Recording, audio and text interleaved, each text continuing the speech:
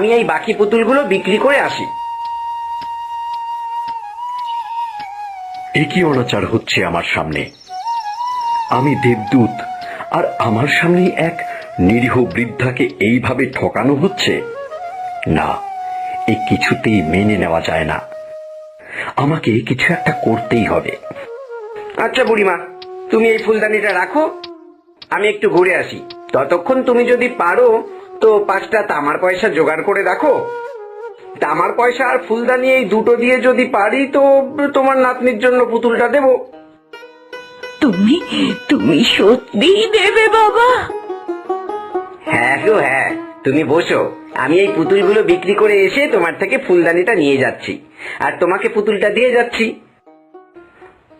আজকের দিনটা সত্যি খুব ভালো মনে হচ্ছে।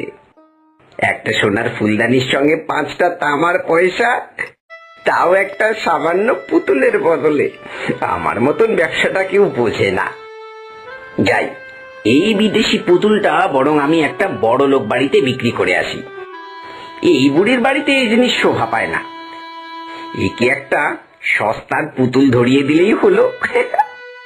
যা বোকা বুড়ি, কিচ্ছু বুঝবে না, আর জঙ্গল পেরিয়ে এই গ্রামে কেউ তো আসবেও না।